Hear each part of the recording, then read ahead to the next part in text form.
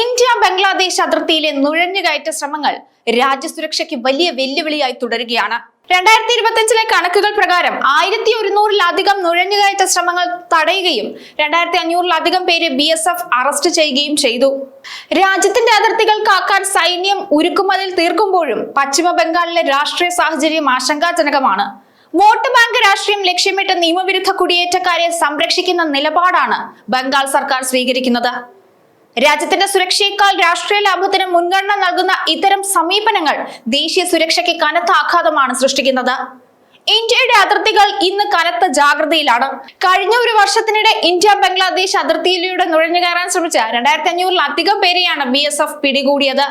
സ്വർണ്ണക്കടത്തും തീവ്രവാദ സ്വഭാവമുള്ളവരുടെയും കടന്നുകയറ്റം തടയാൻ നമ്മുടെ ജവാന്മാർ രാപ്പകൽ അധ്വാനിക്കുകയാണ്. എന്നാൽ ഈ പോരാട്ടത്തിന് പശ്ചിമ ബംഗാൾ സർക്കാരിൽ നിന്ന് ലഭിക്കേണ്ട പിന്തുണ ഒരു ചോദ്യചിഹ്നമായി തന്നെ തുടരുന്നു. പശ്ചിമ ബംഗാളിലെ അതിർത്തി സുരക്ഷയെയും രാഷ്ട്രീയത്തെയും കുറിച്ച് പറയുമ്പോൾ വോട്ട് ബാങ്കിനെ കുറിച്ച് പറയാതിരിക്കാൻ കഴിയില്ല. മുഖ്യമന്ത്രി മമതാ ബാനർജിയുടെ നിലപാടുകൾ അതിർത്തി സുരക്ഷയെ ദുർബലപ്പെടുത്തുന്നതാണ്. BSFന്റെ അധികാര പരിധി വർദ്ധിപ്പിക്കുന്നതിനെ എതിർക്കുന്ന തൃണമൂൽ സർക്കാർ പലപ്പോഴും കുടിയേറ്റക്കാരെ ബംഗാളി സംസാരിക്കുന്നവർ എന്ന പേരിൽ സംരക്ഷിക്കാൻ ശ്രമിക്കുന്നു.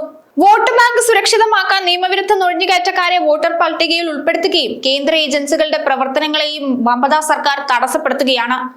അതിർത്തി കടന്നെത്തുന്നവർക്ക് രാഷ്ട്രീയ തണലിൽ അതിവേഗം വ്യാജ തിരിച്ചറിയൽ രേഖകളും റേഷൻ കാർഡുകളും ലഭ്യമാക്കുന്നു എന്ന ഗുരുതരമായ ആരോപണം നിലനിൽക്കുന്നു. ഈ പുതിയ വോട്ടർമാരെ ഉപയോഗിച്ച് തെരഞ്ഞെടുപ്പ് ഫലങ്ങൾ അട്ടിമറിക്കപ്പെടുന്നു എന്നതാണ് പ്രധാന വിമർശനം. നുഴഞ്ഞുകയറ്റക്കാരെ കണ്ടെത്താനുള്ള കേന്ദ്ര സർക്കാർ നീക്കങ്ങളെ മമതാ ബാനർജി ശക്തമായി എതിർക്കുന്നത് തന്റെ വോട്ട് ബാങ്കിനെ സംരക്ഷിക്കാൻ വേണ്ടി മാത്രമാണ്.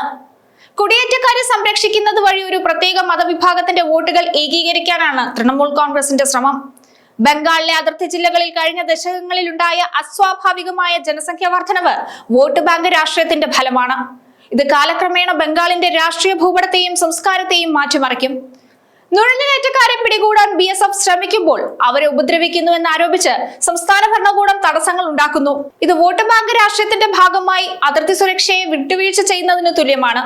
ദേശീയ സുരക്ഷയേക്കാൾ ഉപരിയായി അധികാരത്തിൽ തുടരാൻ കുടിയേറ്റക്കാരെ സംരക്ഷിക്കുന്ന നിലപാട് മമതാ ബാനർജി എക്കാലവും സ്വീകരിച്ചു പോരുന്നതാണ്. ഇത് ബംഗാളിലെ ഒരു സുരക്ഷിത താവളമായി കാണാൻ നുഴഞ്ഞുകയറ്റക്കാരെ പ്രേരിപ്പിക്കുന്നു. അതിർത്തിയിലെ BSFന്റെ ഓരോ അറസ്റ്റും വിരൽ ചൂണ്ടുന്നത് ബംഗാളിലെ വോട്ട് ബാങ്ക് രാഷ്ട്രീയത്തിന്റെ ഭീകരതയിലേക്കാണ്.